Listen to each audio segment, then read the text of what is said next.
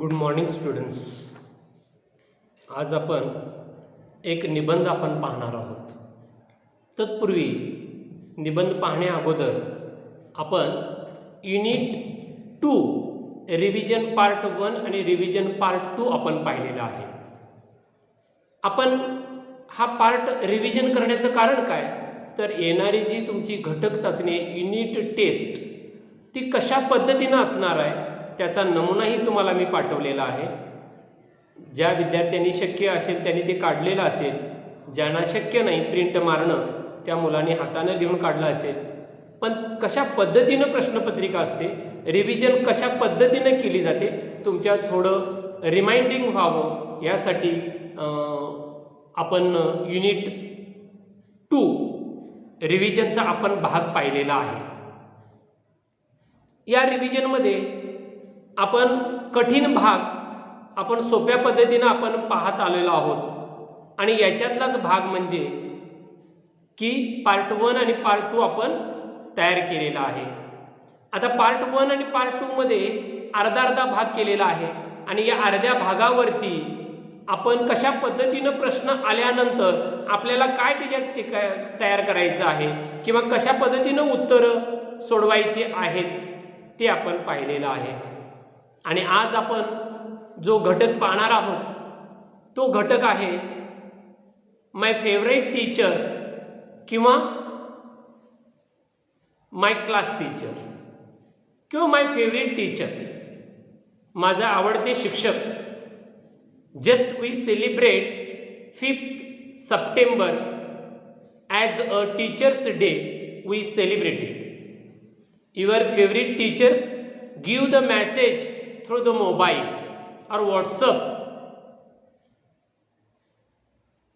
आपण आपल्या शिक्षकांना, जे तुमचे बेस्ट टीचर आहेत, मे बी कदाचित ते तुमचे प्रायमरी टीचर असतील, कदाचित तुमचे या वर्षीचे फेवरेट टीचर असतील, तर त्यांना टीचर्स डे निमित्तानं आपण त्यांना काय केलेलं आहे, विश केलेलं आहे. आपण teachers day, what is the purpose we celebrate the teachers day. Already we know about the teachers day. आपण शिक्षक दिनाबद्दल आपण माहिती मिळवलेली आहे, आपल्याला माहिती आहे. एक दिवस आपण शिक्षकांच्यासाठी कृतज्ञता व्यक्त करण्यासाठी आपण त्यांचं काय करतो, मेसेज पाठवतो, हॅपी टीचर्स डे वगैरे. या अशा पद्धतीनं तुम्ही वेगवेगळ्या पद्धतीनं तुम्ही ग्रीटिंगच्या माध्यमातून पाठवला असाल, मोबाईलच्या माध्यमातून पाठवला असाल, ईमेलच्या द्वारे तुम्ही त्यांना विश केला असाल, त्यांचं अभिनंदन केलं असाल, अशा पद्धतीनं. पण फेवरेट टीचर तुमचे कोणीही असू शकतात, कोणीही असू शकतात. फेवरेट टीचर तुमचे आवडते शिक्षक जे तुम्हाला खास आवडतात त्यांच्याबद्दलची माहिती आपण थोडक्यात आपण इथे घेणार आहोत. मी इथे तुम्हाला एक सॅम्पल नमुना पाठवतोय. तुम्हाला तसं पाहिजे असं अपेक्षित नाही आहे. तुम्ही त्या आधारे तुम्ही स्वतःचे विचार तुम्ही तिथं घातलात तरी चालू शकतं. तुम्ही ते तयार करू शकता. आणि मग अशा पद्धतीनं विद्यार्थी मित्रांनो, आपल्या शिक्षकांच्या बद्दल कृतज्ञता व्यक्त करण्यासाठी आपण हा टीचर्स डे सेलिब्रेट केलेला आहे. त्याच अनुषंगानं माय फेवरेट टीचरबद्दल, आपल्या आवडत्या शिक्षकांच्याबद्दल त्यांचे काही गुण, वैशिष्ट्ये, फीचर्स आपण इथं नमूद करणार आहोत. तुम्हाला निबंध जो परीक्षेला पडतो, फर्स्ट टर्म आणि सेकंड टर्मला जो पडतो, तो filling the blanks using correct words and make meaningful composition. निबंध किंवा एसे, गाळांतर जागा भरा आणि अर्थपूर्ण शब्द बनवा किंवा अर्थपूर्ण वाक्य बनवून अर्थपूर्ण निबंध तयार करा, असं थोडक्यात येतं. मी इथं दिलेलं आहे ते आपण अवघड शब्द पण वहीत लिहून घ्यायचे आहेत. आणि मी इथं वाक्य तुम्हाला देतोय आणि अगोदर गाळांतर जागा तुम्हाला देतोय आणि ते सगळं झाल्यानंतर मग मी तुम्हाला काय देणार आहे की टोटली निबंध तुम्हाला देणार आहे. जसा निबंध देणार आहे तसा तुमच्या गृहपाठाच्या वहीत 100 पेजीच्या वहीत आजचा हा गृहपाठ आला पाहिजे. समजलं? असा यावा अशी अपेक्षा आहे. अक्षर सुंदर काढा. जसं मी इथं दाखवलंय त्याच पद्धतीनं तुम्ही तो काढायचा आहे. काय सांगितलंय बघा याच्यामध्ये, माय फेवरेट टीचर म्हणजे माझे आवडते शिक्षक. FAVOURITE फेवरिट और फेवराइट, आवडते शिक्षक, बेस्ट टीचर, अशा अनुषंगाने तो शब्द वापरलेला आहे. I am in the 5th standard. Mister dash dash is our class teacher. तुम्ही तुमच्या वर्ग शिक्षकांची नावं घालायची. मी इथं दिलेलं आहे. मी इथं दिलंय याचा अर्थ तुम्ही तेच घातलं पाहिजे असं नाही. पण इथं क्लास टीचर दिलंय, तुम्ही तुमच्या क्लास टीचरचं नाव घालायचं आहे. तुम्हाला याही अगोदर मी सर्व टीचरची नावं तुम्हाला मी दिलेली आहेत. ती पुन्हा ओपन करा, पुन्हा बघा आणि पुन्हा ती नावं. मी तिथं नाव ते मुद्दाम देणार नाही. ही is my dash dash teacher. मग कोणतं येणार आहे ते तुम्हाला मी सांगतोय आणि मग त्यानंतर आपण पहिल्या शिकू. He is tall, strong and very dash dash. He is always neat and tidy. His voice is sweet and clear. He teaches us dash dash. He makes this subject very interesting for us. He has a good dash dash of English. He often cracks jokes while dash dash and makes us laugh. He is very intelligent and kind. He is fond of reading and makes us read too. He loves dash dash. He takes great interest in our progress. We all love and respect him. He is a very good teacher. अशा पद्धतीने दिलेली आहे की आपण feeling the blanks घालायचे. मी तुम्हाला ब्रॅकेटमध्ये काही शब्द देतोय, ते ब्रॅकेटमधले शब्द तुम्ही जसे आहात तसे तुम्ही तिथं फक्त वाक्याच्या अर्थानुसार तुम्ही तो शब्द घालून अर्थपूर्ण वाक्य बनवायचं आहे आणि सगळं झाल्यानंतर तुमचा एक छानपैकी अर्थपूर्ण निबंध तयार होतो. बघा पहिल्यांदा काय दिले, I am the 5th standard. Mister dash dash is our. मी इथं तुम्हाला देणार नाही, तुमच्या वर्ग शिक्षकांचं नाव घालायचं आहे. Is our class teacher. He is my dash dash. मी इंटू दी ब्रॅकेटमध्ये देतोय. आता बघूया आपण लाईन बाय लाईन कसं येणार आहे, मग तुम्ही तिथं घालायचं आहे. I study in the 5th standard. मी इयत्ता 5वी वर्गामध्ये शिकत आहे. Mister Bagdi sir is our class teacher. ई वाले बागडी सर लिहितील, ब वाले तामगावे सर लिहितील, अ वाले वांजोळे सर लिहितील, क वाले AS पाटील टीचर लिहितील, ड वाले मगदूम सर लिहितील. तुम्ही तुमच्या वर्ग शिक्षकांची नावं घाला आणि ते जे विषय शिकवतात, इथं इंग्लिश दिले, तुम्ही त्यांचे विषय घाला. तुम्हाला खूप त्रास होत असेल तर जसा निबंध आहे तसा जरी काढला तरी सफिशियंट आहे, पुरेसा आहे. He is mister Bagdi sir is our class teacher. He is my favourite teacher. ते माझे आवडते शिक्षक आहेत. आवडते न आवडू दे ते तुम्ही तिथं घालणं अपेक्षित आहे, कारण तेवढाच आपण भाग केलेला आहे. या भागा व्यतिरिक्त आपल्याला पुढं जाता येत नाही. कुणाकुणाला मी रागानं ओरडतो, ते तुम्हाला आवडत असेल, काही लोकांना आवडत नसेल, तो ज्यांचा त्यांचा आवडीचा प्रश्न आहे. पण एक नेहमी गोष्ट लक्षात ठेवा, जी औषधं कडू असतात त्या कडू औषधानं आपला आजार बरा होत असतो. तसंच आहे, आम्ही रागावतो का? आम्हाला त्याबद्दलची तन्मयता माहिती आहे. जर तुम्ही हे वेळेत नाही केलात आणि वेळ गेल्यानंतर तुम्ही काही करू शकत नाही. म्हणून जरा थोडं रागावं लागतं. इतकंच. आम्ही काय खूप रागिष्ट नसतो.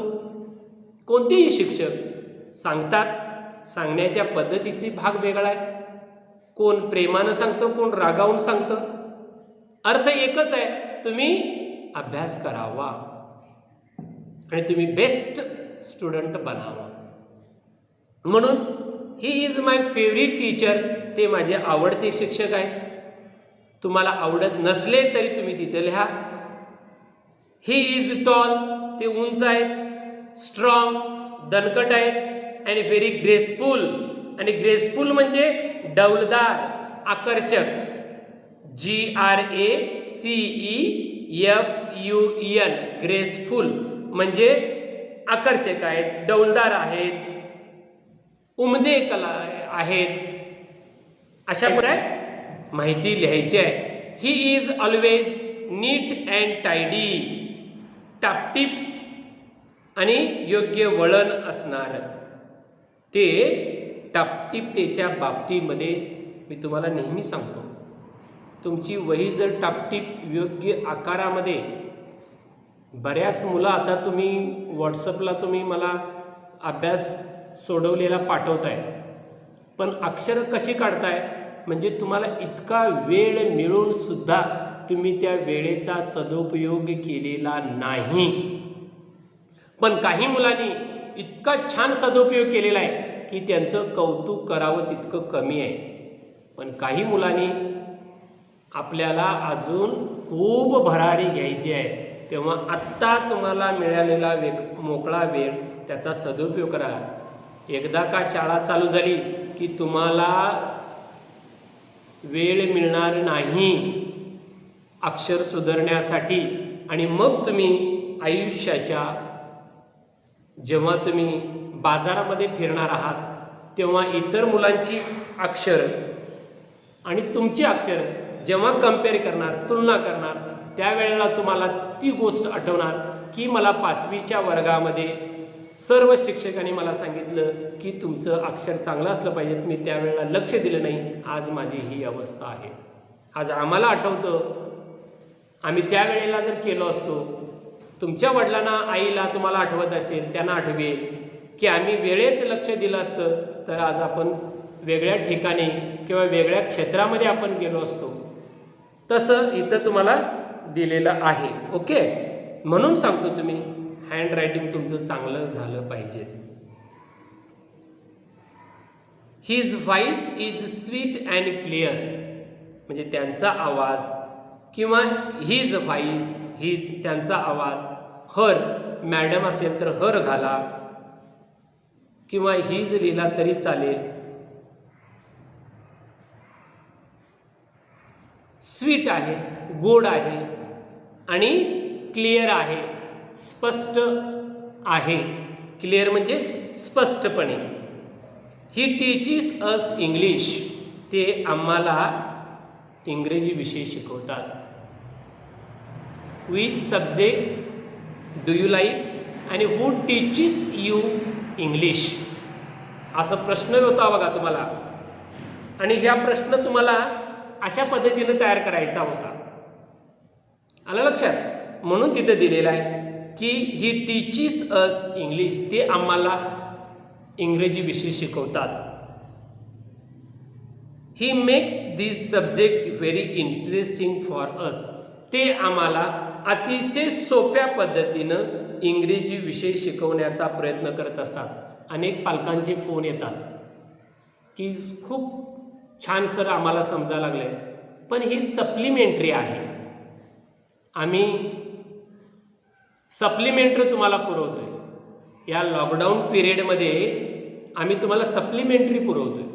जेव्हा आपले वर्ग चालू होतील त्यावेळेला आपण त्याच पद्धतीनं आपण शिकणार आहोत. इथं गंमत करता येत नाही. तुमची आवडीनिवडी आम्हाला कळत नाहीत, आमच्या तुम्हाला आवडीनिवडी कळत नाहीत, तुम्हाला काय पाहिजे ते कळत नाही, आम्हाला काय पाहिजे ते तुम्हाला समजत नाही, असा गोंधळ आहे. म्हणून सप्लिमेंटरी आम्ही तुम्हाला पुरवण्याचं काम करत आहोत. इंटरेस्टिंग फॉर अस, ते खूप सुंदर पद्धतीनं आम्हाला शिकवतात. He has a good knowledge. Knowledge म्हणजे ज्ञान. KNOWLEDGE,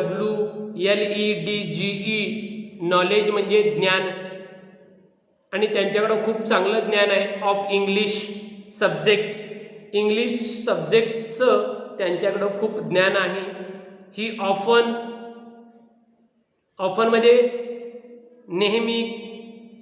ऑफन क्रॅक्स, क्रॅक्स म्हणजे येथे अर्थ विनोद करतात. क्रॅक्स जोक्स, करणे इथं अर्थ जोक्स. व्हाईल टीचिंग, जेव्हा ते शिकवतात तेव्हा ते खूप विनोद करतात. अँड मेक्स अस लाफ, आणि ते आम्हाला खूप हसवतात. ही इज व्हेरी इंटेलिजंट, ते अतिशय बुद्धिमान आहेत. इंटेलिजंट, परवा प्रश्न स्कॉलरशिपच्या मुलांच्या लक्षात आला असेल बघा. INTELLIGENT, इंटेलिजंट म्हणजे, इंटेलिजंट म्हणजे काय की बुद्धिमान, विद्वान. इथं बुद्धिमान घ्यायचं लक्षात. अँड काइंड, बुद्धिमान आहेत, दयाळू आहेत. He is fond of reading. Fond of म्हणजे fond of reading and makes us read to.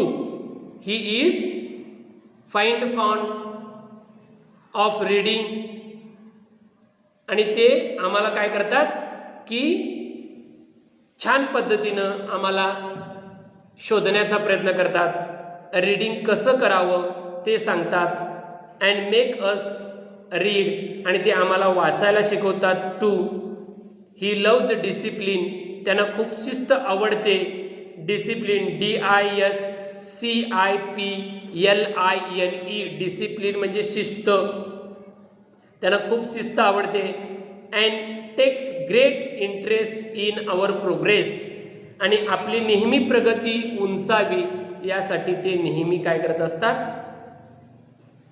प्रयत्न करत असतात, झटत असतात. We all love and respect हिम.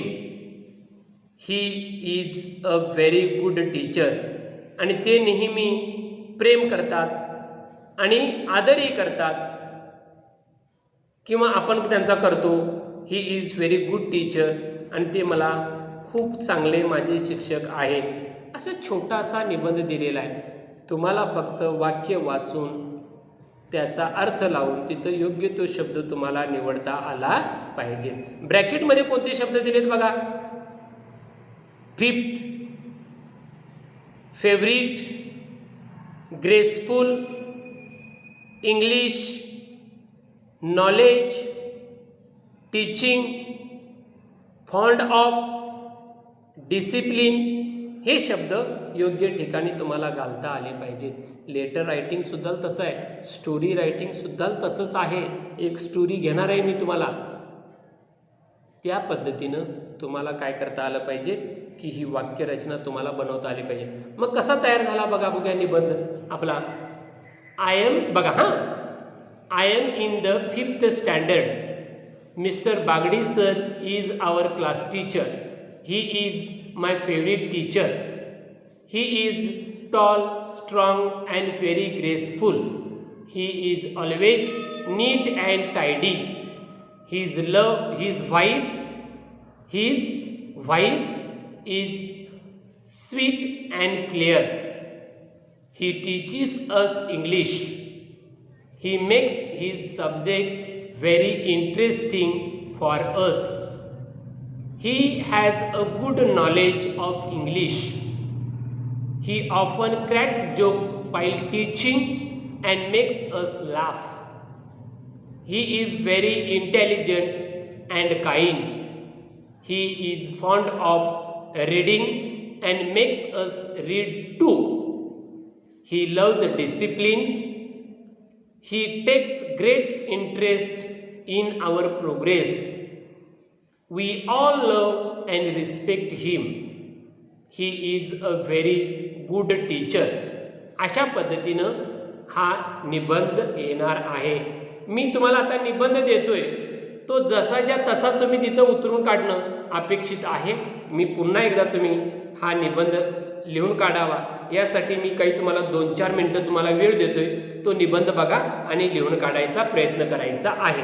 तो निबंध लिहून काढण्याचा तुम्ही जरूर प्रयत्न केला पाहिजे.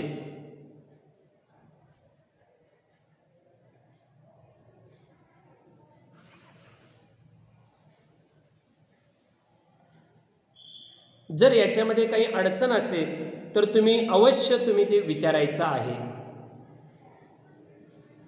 व्यवस्थित नाव जसं लिहिलंय, माय फेवराईट टीचर, पॅरेग्राफ पाडले, असे पॅरेग्राफ तुम्ही पाडून तो निबंध लिहिण्याचा प्रयत्न करायचा आहे. आणि मग निबंध लिहून झाल्यानंतर तुम्ही पहिल्यांदा कच्च्या वहीमध्ये हा निबंध लिहून घ्या आणि कच्च्या वहीमधून तुम्ही मग फेर करा. छानपैकी तुम्ही तुमच्या 100 पेजीच्या वहीमध्ये तो घालायचा आहे आणि त्याला गृहपाठाला तारीख आजचीच घ्यायची आहे. 15 सप्टेंबर 2021 ही तारीख त्याला असणार आहे. ती तारीख तिथं घाला आणि त्या पद्धतीनं पूर्ण करून घ्या.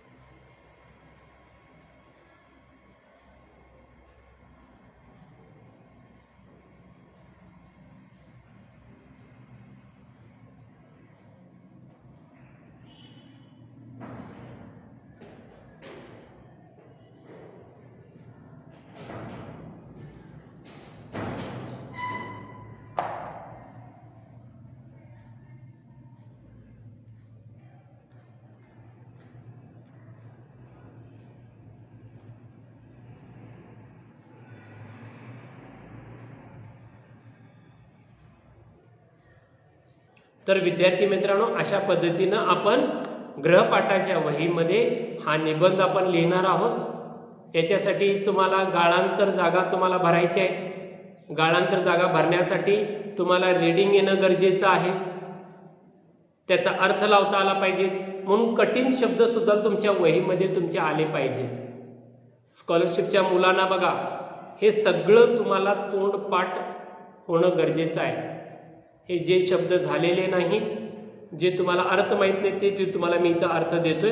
ते पूर्ण पहिल्यापासून तुम्ही पाठांतरला जोर द्या, वाचनावरती जोर द्या आणि लिखाणावरती सुद्धा जोर द्या.